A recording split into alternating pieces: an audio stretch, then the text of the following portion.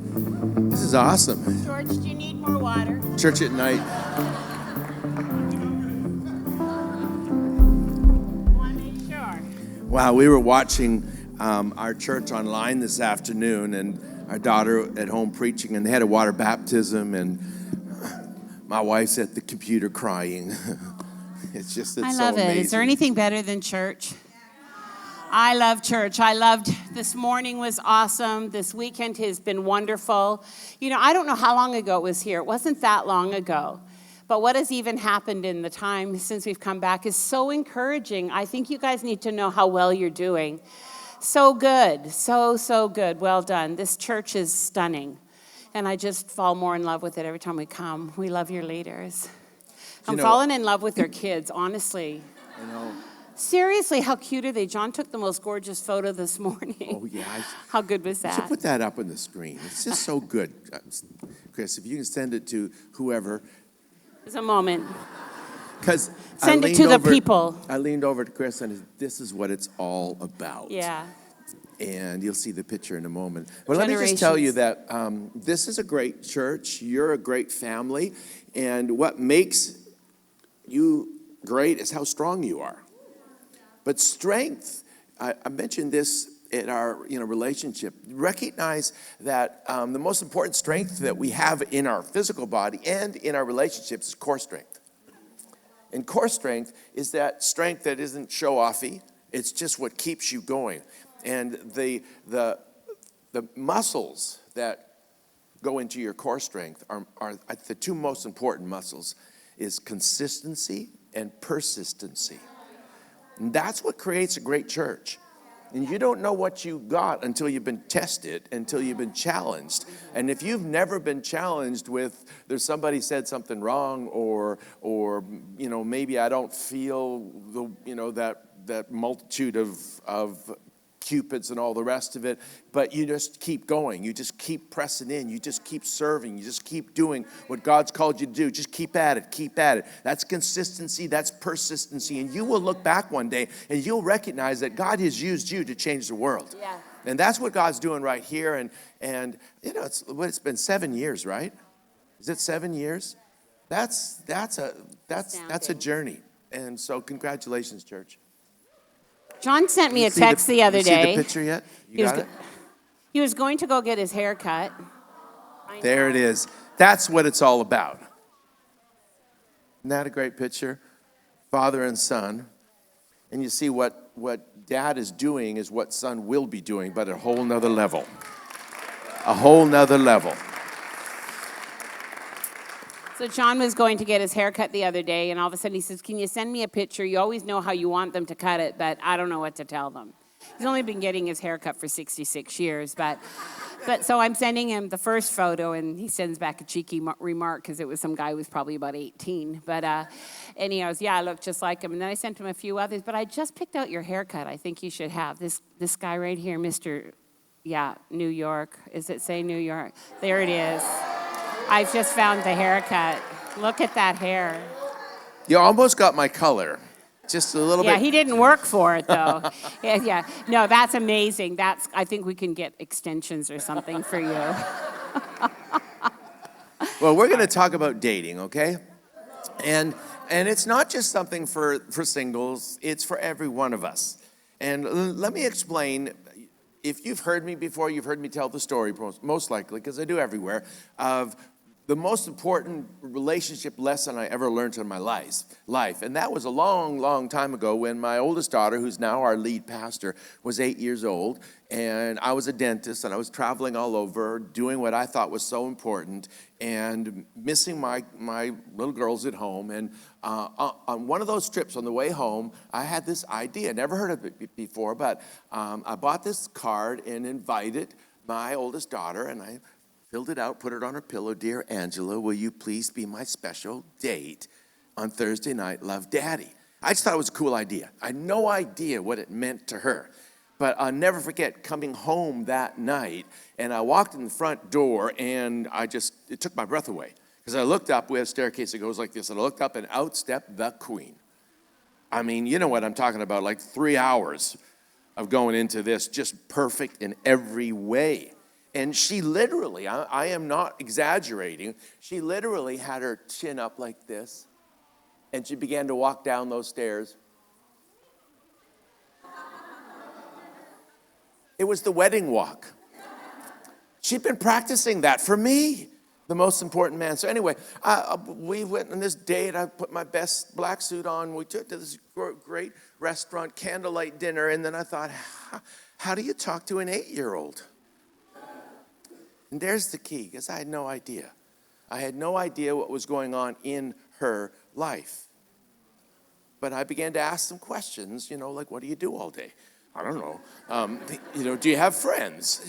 Just really clueless. But she began to open up, and intimacy is the goal. Intimacy. Intimacy is when relationships, they fuse, they come together past the outside with an inside heart connection. And intimacy is into-me-see. And as she opened up, and my desire was to get to know what was on the inside, it was literally, it was heart crazy. I was in tears. It was like life-changing. I decided I'm never quitting. So I started this thing called Dating My Daughters, and taught it all over the world. But after about 3 or 4 months of dating my daughters, I had this brainwave. I thought, this is so good, why don't I date my wife? And so we began going on a date. Now I date my grandchildren. Dating is just, okay, if you're going to write something down, let me give you 4 words to write down. Okay, date equals special, planned, time, communication. Okay, special, you make it special. It doesn't happen to be special. It's purposed to be special. You make it special. Do whatever you can to do that. Planned, it doesn't just happen. Communication, everybody, one of the biggest mistakes of young couples that fall in love and they think, wow, everything's going to be lovey-dovey, why? Because we're so in love. And they get married or whatever, they walk down the aisle, they're just goo-goo-eyed. And they expect they'll just talk. And you give them about a month, not even, but however long, and there's great pain. Why? Because of great disappointment. Why? Because the expectation that we'll just talk never happens. Doesn't happen unless you plan it. So make it a special planned time. It's going to take time. So much of our life we plan for all those other things. And the things that are most important, you will plan for. And if I was to open up your daytimer or your iPhone or whatever it is that you use, I could tell you what's most important to you because you got it planned. But you know what's most important? They have names. If I opened up your iPhone, would I find those names? I pray that after tonight, if anything changes, that changes. You just make a plan. Put those names in there because it won't just happen. And one of the biggest things we have all over as we travel in the challenges is how do you do everything? Life is so crowded. There's so many balls in the air. How do you keep them all going? And it's challenging, but it's really up to you to plan your life. Don't be a victim. God's never created a victim. So many people think, I can't help it. I just feel this way. Yes, you can. I can't help it. I'm just attracted to. No, you can. God's never created a victim. So plan it. Special, planned time of communication. And the goal of communication is connection. To connect. To connect heart to heart. Not head to head, heart to heart. Do you know that person? Do you know what's going on in their heart? Do you know the challenges going on in their life? And if you knew them yesterday, you don't know them today. Because it's a moving target, especially if it's a she.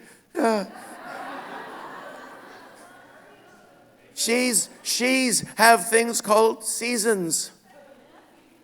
And seasons change daily, sometimes hourly.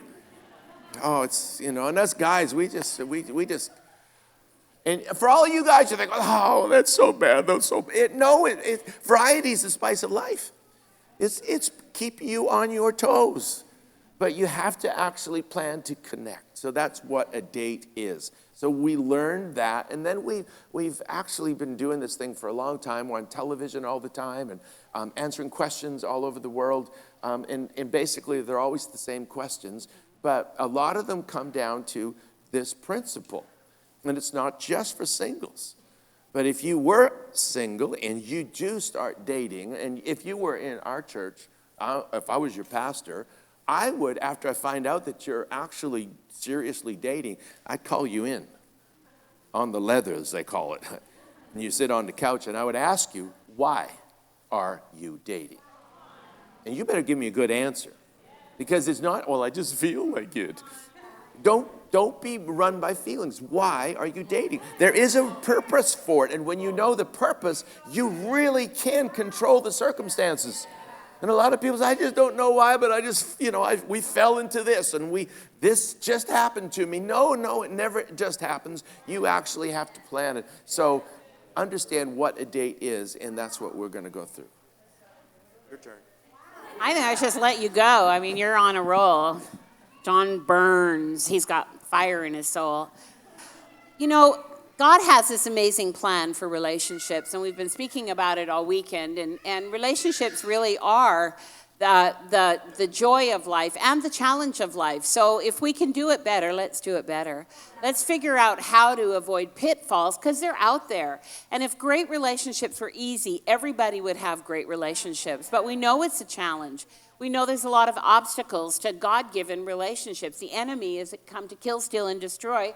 So let's get wise, and let's do it with wisdom. And so we want to talk just a little bit about some principles. Obviously, we can't cover everything, but we want to just get you talking. And I think it's important to actually look at this.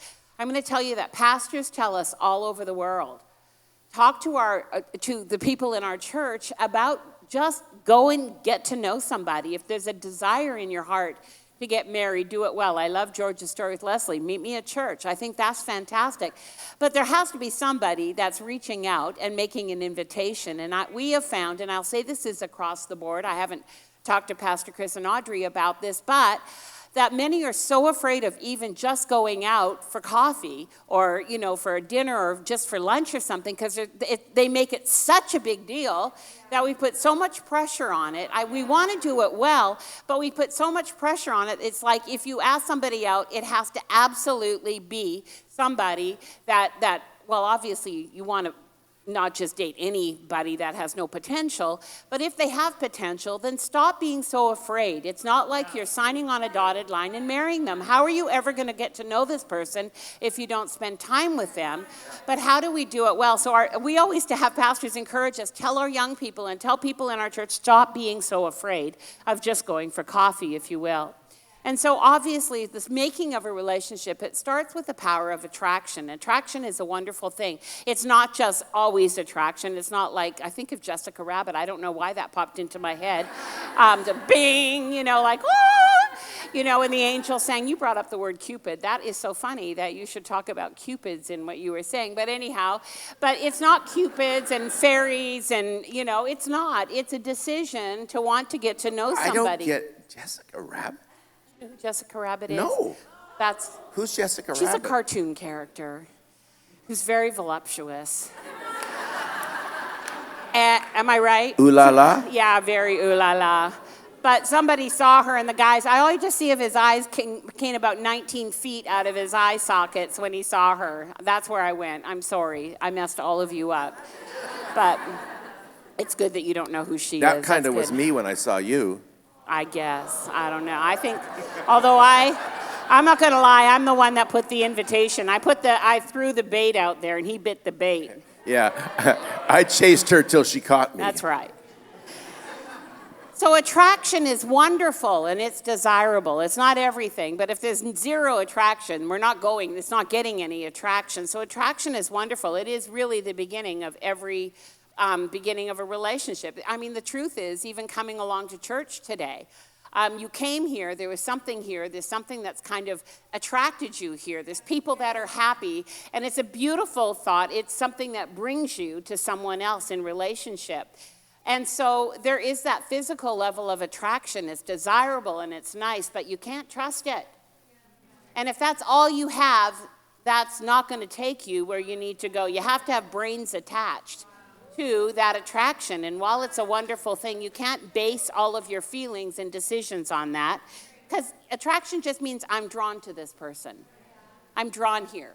And that's a great thing. And sometimes there's no chemistry. And if the chemistry doesn't develop, there's little chance that that relationship will ever develop. And when I say chemistry, it's not actually a medical term or a scientific term. It's just, is it working? Is there something there that is keeping you interested in that person? And sometimes it's there and sometimes it's not. You can't force it, but you can keep discovering. And sometimes people that maybe don't feel an initial attraction will later on go, it's growing, because it's growing out of a beautiful friendship. And I actually think that's a very, very powerful way to build a relationship. But when it comes to attraction, there's two ways to be attracted. One is purely physical. It's all about the outward. And it's usually the first level. It's very automatic. It's like a magnetic pull. But attraction has to go beyond sight, like I said already. It encompasses everything about that person, how they laugh, how they present, how they respond. There's just something about that person that attracts you. But there's something that's much deeper, that's not on the outside, and it's called character. And character is not something you first see on the outside, but it is the most important quality of anybody. So you have to already decide what kind of a person will you allow yourself to even choose to be attracted to. That you need to, and character isn't seen in the beginning. As a matter of fact, the word character, which is inward, it comes from a word, it's a Greek word, cherax, C-H-E-R-A-X, which refers to a chiseling tool, and it's almost like a tattoo that's upon your heart or upon your personality is this character. It's deep, it's not seen, it is developed over time. And so I think if we don't take the time to observe and to get to know someone's character, that's why at first, or even today, like with online dating or just pure attraction, you meet somebody and you just think, oh, they're perfect. I felt, feelings are there. Yay for feelings. But until you spend time with that person in their environment, you really don't know that person. So, let's just talk about online dating for a while. There was a day back a long time ago, we thought it was just pure evil. Well, it's not. Many people meet that way, and it's a very successful way that many people can meet. However, you don't know that person until you know that person. Just because you spoke with them, just because you saw their profile pictures, you see them on your best day, or their best day, and that's not necessarily who they are. You have to get to know someone in their character, and that has to be done by being in the same proximity, I think. Even people say, can long-distance relationships work? I think they can for maybe a season, but not long-term, because eventually you're not going to get to know them. Right. The reason that you have to see them in their environment is you have to see them when they're not trying to impress you. If you are the goal, you're the goal, they're going to stick the bait out there, and the bait is they'll be what you want them to be. And so you don't know who they are. But from a distance in their environment, you can watch them. And character is something you don't turn on and off. Like, they don't have a kind character to you, and to everybody else, they act like a jerk. Watch them from a distance, and you find out who they really are. And so that's why you've got to actually get in their environment to watch them. That's why this is so valuable. I mean, this isn't just somebody came up with this idea to stop you from having great relationships outside of church. No, this is the best way to meet somebody, is to see them in an environment where when they're not actually watching, when they don't even know you're watching. And you see how they worship, and you see when the, how they give and how they serve and how their commitment level is. That's who they really are. Yeah, I think what you said is so true. Like, a lot of people think, well, he's really kind to me or she's really kind to me. I know she's, really mean to her sister or her parents or something like. No, when a person shows you who they are, believe it. Don't, because sometimes they will behave differently for you than they will for others. Character is absolutely across the board, how they treat, like when they're driving, or if they have a bad temper and they're, getting crazy. I don't know, any kind of example that I could think about. Don't just dismiss that and go, oh, that was just one time. Like, pay attention. We can all have a bad day. No question. I'm not, writing somebody off. But if that is consistently their character, believe it. We want it to be different, and so we wish it to be different. But if it's not different, it's not a healthy person to build a relationship with. And so character has to do with holiness, morality, temperance, commitment to God, commitment to his house. And those two, or all those things are huge to me, and there's many more that I could say. How do you know if you're ready to start dating someone? I think that's, people ask that often. How do I even know if I'm ready? Am I in a good place? And the number one criteria is simply this: how healthy are you?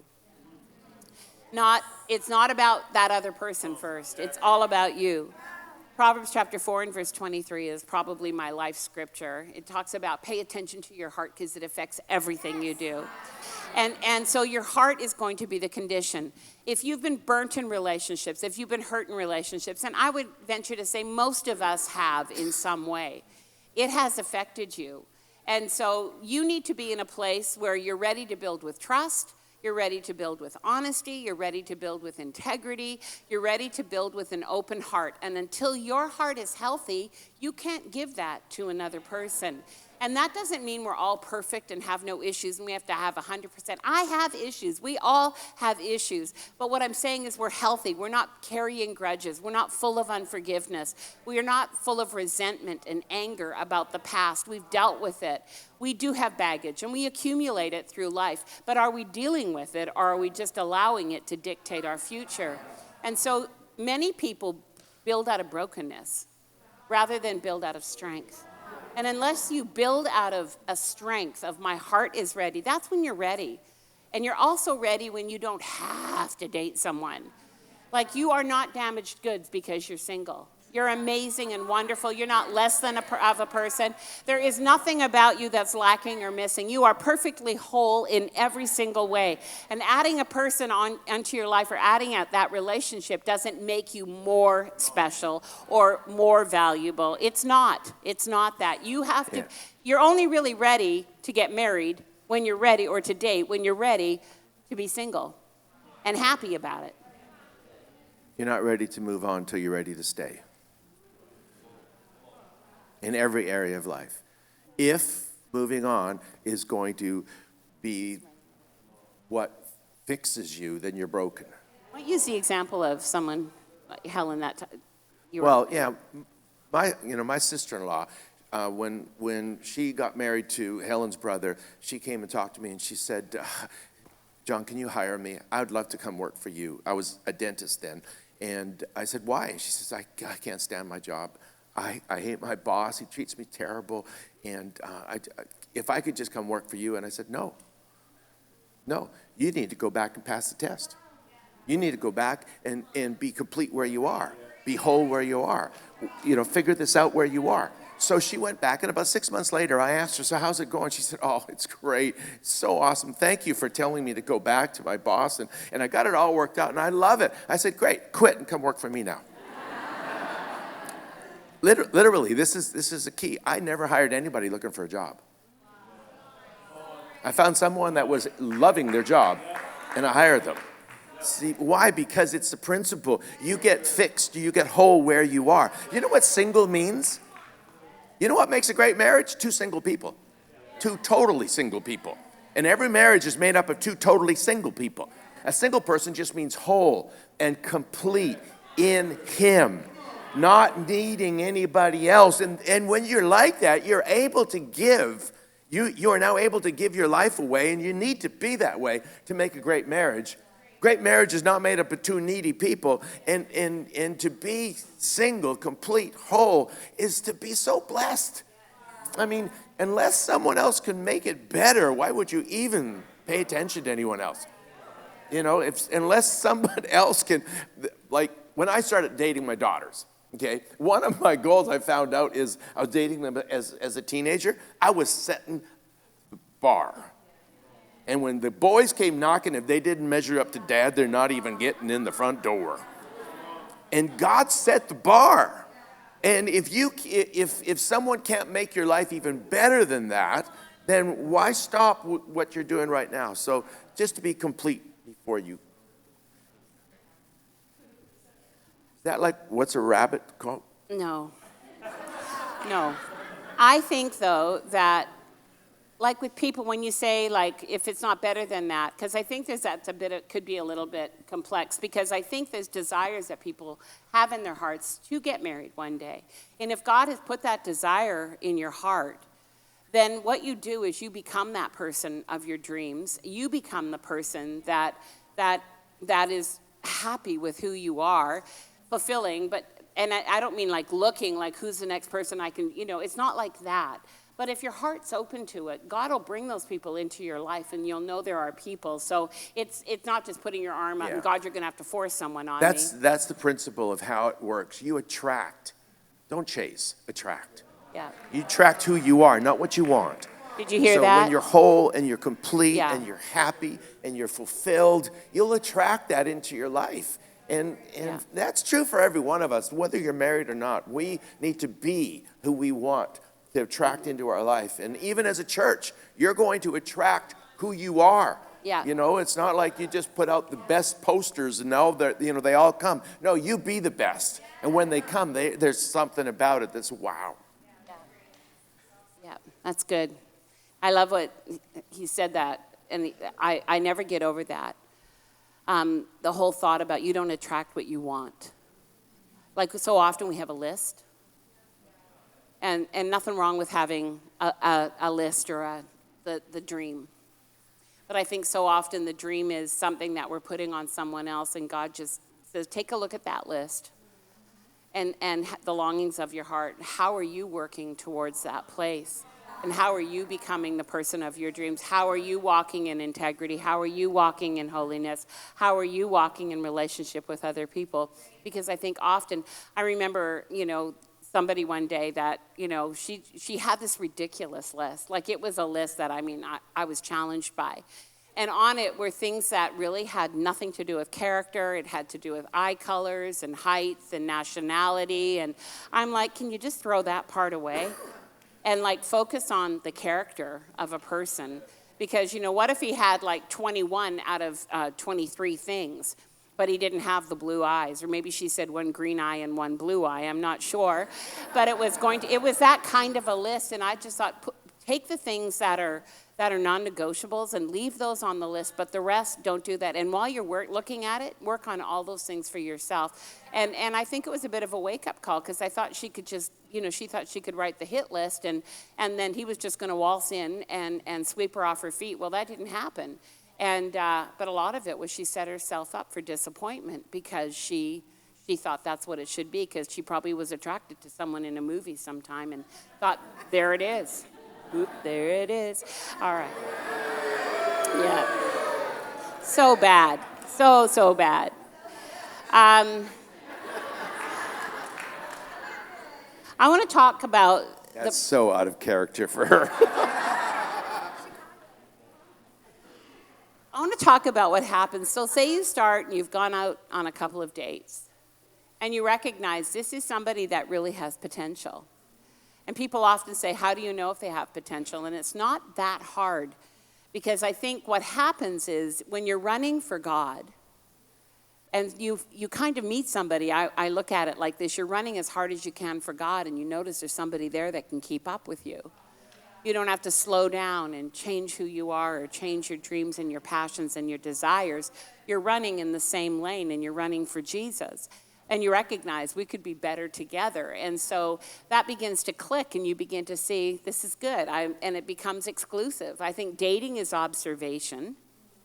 But then there comes a place you move into this relationship. You are now, I call it courtship. It's a little bit, I don't know, it's an old word, but it's a little bit more serious. It's an exclusive relationship where you are committed to keep growing and in this relationship with this person.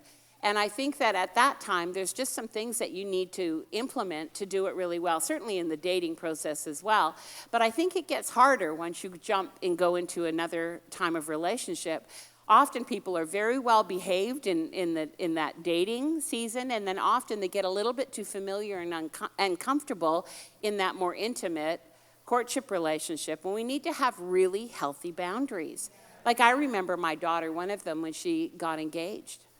And they had done so well in their dating relationship. They stayed very pure. They were honorable. They did everything, because they knew they wanted to get married and get married well. And I remember when she got engaged, I sat with her and I just said, I know you want to do this well, but I'm going to tell you it just got harder. And I think some of us, we understand that because the temptation is greater. The familiarity is greater. There's a date on the calendar, and it's like, we're almost there, we're almost there. And so the pressure is more intense. So when you have healthy boundaries, it sets you up for a win because you don't want to mess up.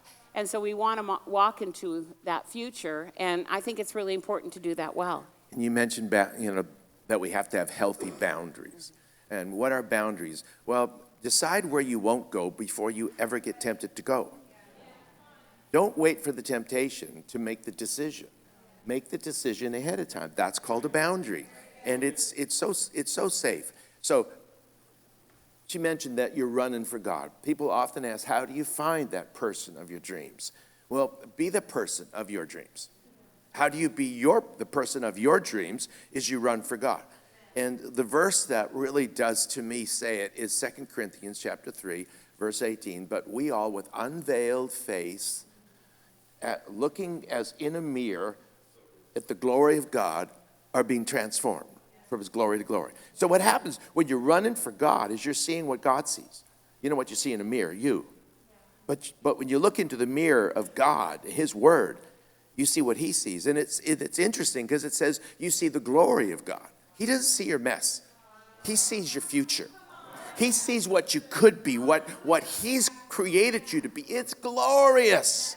You see the glory of God, and it's so glorious. It's attracting. You don't have to run for God. You get to run for God. And as you're running for God, you're actually changed into that very image.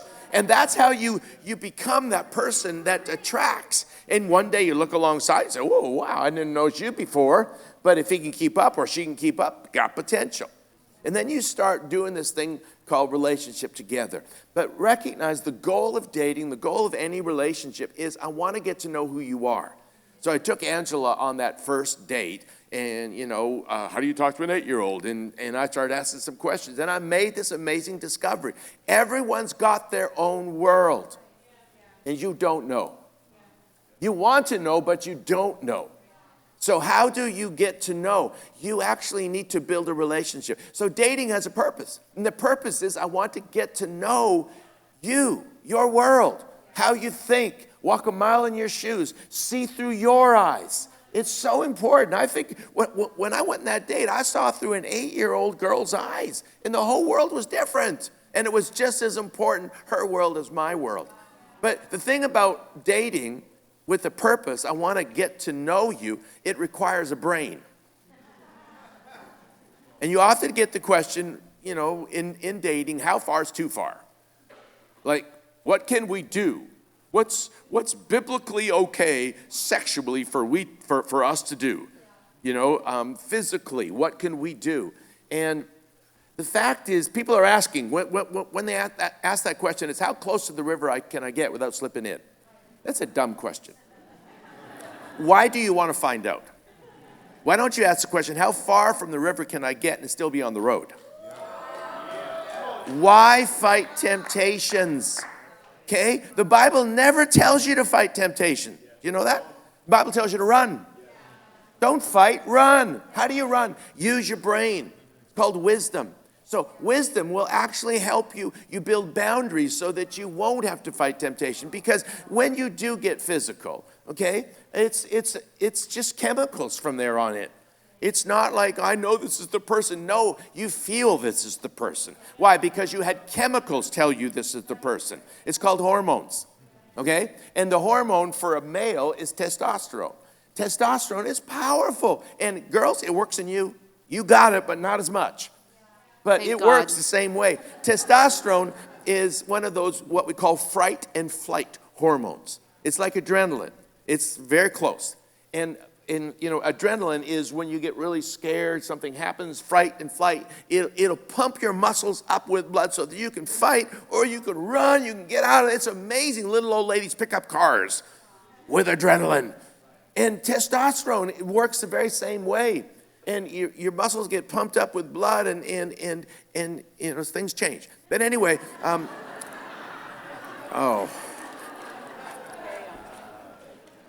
I shouldn't have done that, but I couldn't help it. Just too tempted. Should run from temptation. Never go there. But anyway, you might ask the question, so where does that blood come from? Your brain. It literally drains your brain.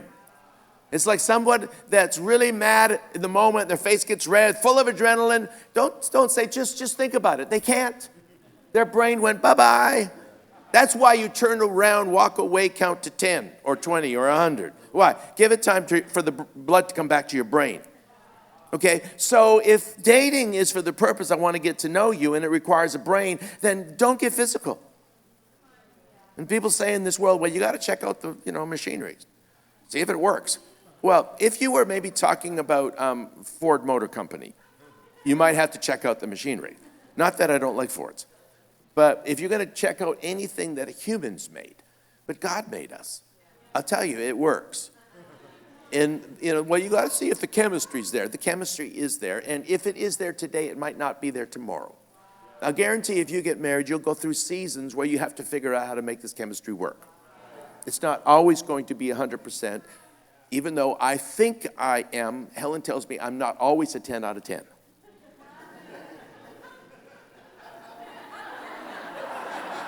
That was your cue to say, yes, you are. That was my cue to say. I'm so not going there. You just went off on this little trail, and it's very passionate and good. One of the things you always talk about, too, when it comes to dating is to not rush it. People are always in a hurry. And I think often we make mistakes when we're in a hurry. And I think relationships, building a good, healthy relationship takes time. It takes time to get to know a person. I think one of the greatest mistakes we make is like we met somebody and then we tell them everything about ourselves on the first date.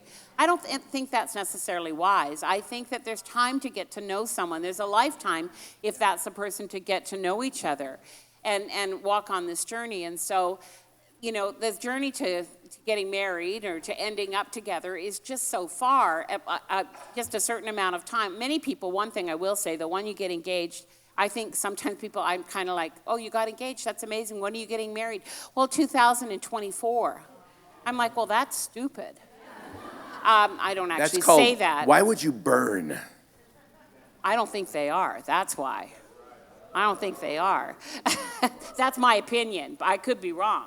But I don't think you set a date for 4 years down the road, unless you, I don't know why you would. But if you're moving along in this relationship, it takes time to get to know one, and then there's a time of making a commitment and an engagement. And I think there's kind of an ideal time. I'm not going to say what it is, but it's not years. And it doesn't have to be just weeks either. I think that there's just an appropriate amount of time to work, because many times that creates stress and all kinds of other things. But I'm just encouraging you, have a plan and then work the plan and do it with wisdom. But I did mention this at the seminar yesterday, and I want to bring this up again when it comes to dating. I think many of us give way too much information too quick, and that not everyone can bear the burden of your story. Like often we have a lot of stuff that we're carrying, some more than others. And like I said, not everyone can bear the weight of your story. You have to know who to share that with and the right time to share it with them. And what I would encourage you to do, especially that's why I love things like growth groups, that where you have people that in small groups, that you have community, a mentor person that you're talking with, that say you have just a lot of baggage from your past. Say I had multiple people I've been with, or I don't know, I've had an abortion, or I've been bankrupt, I've been in prison, I don't know. I mean, whatever, 14 DUIs, I don't know.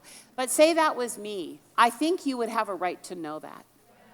It doesn't have to be that many things to let somebody know. But whatever it is, I think we should be honest. When it gets to a place of, I think this person will be in my future. And then there needs to be, I think, a place of disclosure, not after the wedding.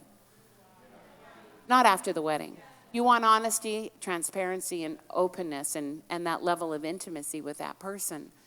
And so you share what that is, and then you have to wait to see how they respond to it. And so I think they have that opportunity to think, can I deal with that?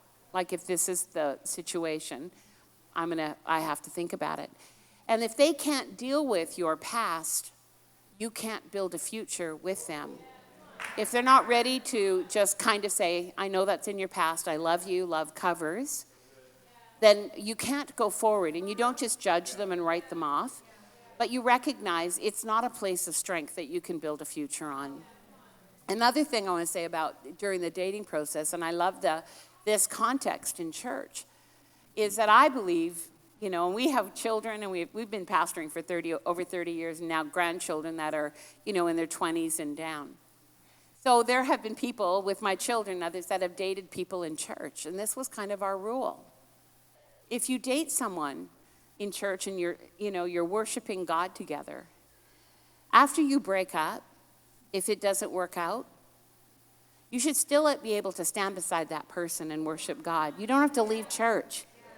The reason, because we didn't do it well.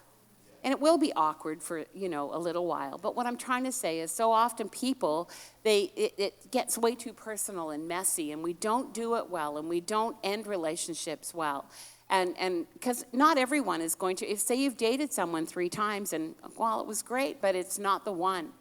Another thing I'd love to say is, as church, can we cover those people, not like talk about it, you know, like, and marry them off right away? Let's just be honorable about the relationship.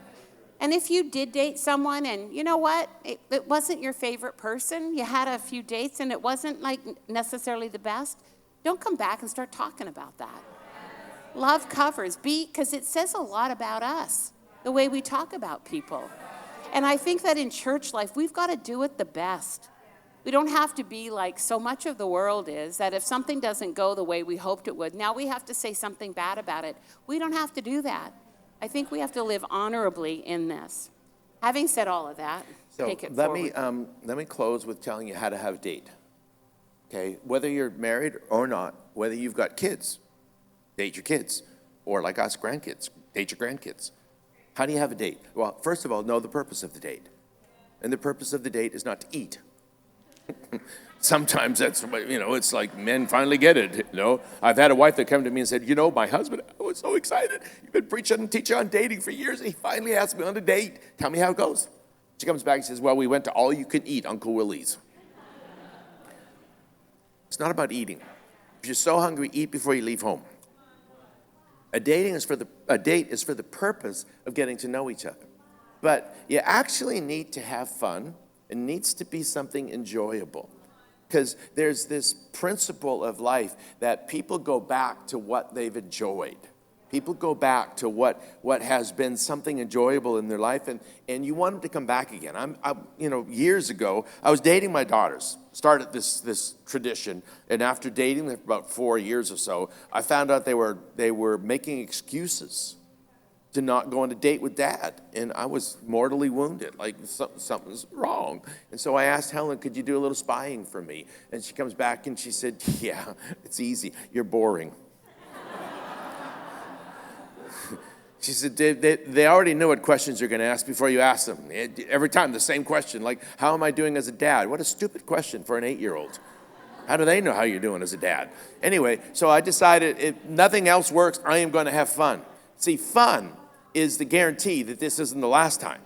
And actually, fun is so important. Fun in church is so important. God doesn't want us to endure life, but enjoy life and enjoy the relationship. So it has a purpose, and it's to get to know that person, but you need to make it enjoyable. And here's the way you start. And guys, listen to me, because you should be the leader, ready to start like this. Start with praise. Start with praise. Do you know how you get into God's presence? You enter his gates with thanksgiving and with praise. And we were created in whose image? Is it any question that the same with us? Get into the presence of your girlfriend, your boyfriend, your spouse, your child, you get in with praise. So come prepared. Just like, I want to just say some things about you that are amazing. And don't make them up. Say the things that are amazing, because you see for them, if God's called you to be that person in their life, to be whatever in their life, you see for them with God eyes. You see for them better than they see for themselves. You can speak into their life. It's so needed. We'll never be able to do what God's called us to do alone. We weren't created to do life alone. We need people in our life. So when you go on a date, get ready to do that. Just spend that time and say those things that really can make a difference in someone's life. So begin to recognize that you open the conversation with praise. And then here's what the last thing I'll say. But there's two words that are just miraculous in relationships. Help me. Help me. Say you're going through some stuff. Say, for instance, you've got you're one of these person that deals with anger. Well, don't you think that this person that is part of your life knows that? And if they have to come and confront you that you're angry, that's not an easy way to go. That's a difficult conversation. But if you're on a date and say, you know what, I need some help. I don't know why, but the other day, you remember when I did this? I think so. Of course they did. Help me. What do you think I could do different? And when you bring someone into your world with help me, it is simply absolutely miraculous. And the best thing is you would walk away from a date and things are better. And if you walk away from a date and things are better, it was successful. And I really don't think it's an option. Every one of us in this room, we need to be taking special planned times of communication. We need to have people in our world that we are actually having fun, enjoying life with. People that we're actually able to speak positively into their life, and people that can positively help our life. And if you do that, you stay away from those difficult conversations that you don't. Sometimes you have to have them, but let's lessen that. And you lessen that by two miracle words. Help me. All right? Pastor?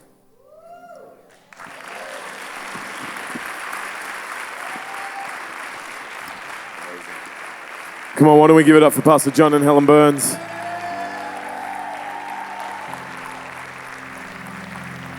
Man, that was amazing. That was so good. That was so good. There was just so much there. And, two things that kind of sparked for me was one, we as the church need to talk about sex a lot more. Because when he said it, everyone was like, the problem is God's people won't talk about what God created, but will allow the world to define it.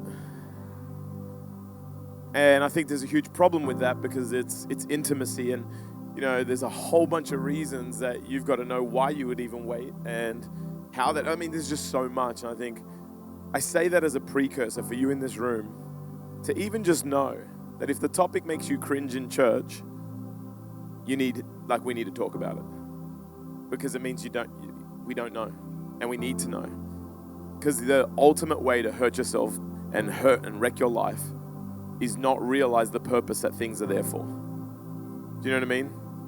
And God designed it, because we often think God designed, he missed that. You know what I mean? He put them in the garden and they're like, what? Oh my, I just never thought they would, oh my goodness. It's not an accident. God created it. And I think we got to talk about it and understand it. I thought that was so brilliant. This is the second thing I thought. Everything they said was crucial for you and me as married people and on our journey to being married. And I find it funny that as I was sitting there listening, I thought to myself, we often scrutinize much lesser decisions. The reality is you cannot date alone, but we do. Do you know what I mean? We will call our friends over whether these pair of pants should be a purchase more than we actually call our friends about, you know what I mean? We will take people with us. These shoes though, too much? But come back to our friends, Vegas, What? You can work your way up that scale. We will take people with us that are experts in the auto field. We want mechanics with us when we buy a car. We call our builder friends when we buy a home. But we don't speak to our friends that have the fruit we want in marriage when we're looking for someone to marry. We scrutinize much lesser decisions, but we date on our own. I'll tell you why. Because we're more emotionally attached to people than we are things. And when emotions are high, decisions run low. So, we need people in it. I want to tell you the greatest way to mitigate bad relationship decisions. If you're like me, you should never go grocery shopping when you're hungry. The things that I come home with, Audrey's like, why? Why did you get 5 tubs of ice cream? Like, why? Why do we have what we have? You don't even eat that. Mac and cheese in a box, you've never eaten that. Why? Because it looked good and it was the first thing I saw in the aisle and I'm hungry. I've got to eat and I can't think and I'm angry, get out my way. I want ice cream with mac and cheese. Everybody on our outskirts is like, that is a terrible combination. But you can't see bad combinations when you're shopping hungry.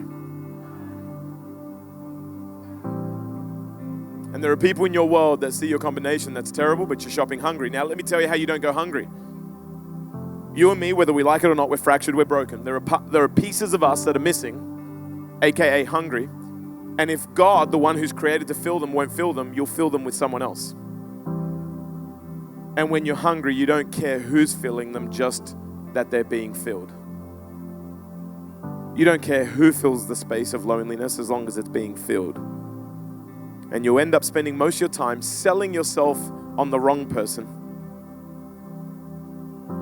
rather than waiting for the right one. And the only way I know how to do that as a broken individual on my way to getting better and better than I was when I first met Jesus and actually in a place where I could choose someone like Odds was Jesus.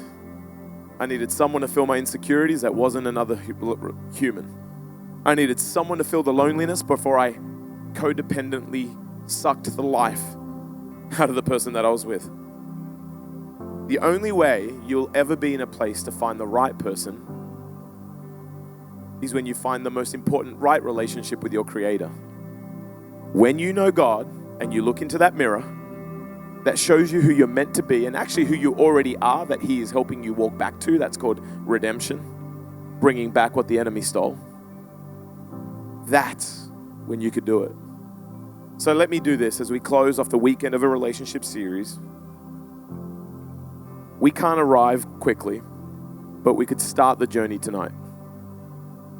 Let's check the first box that we should check and the easiest box to check. Let's check the box of a relationship with God. Easy. He makes it easy.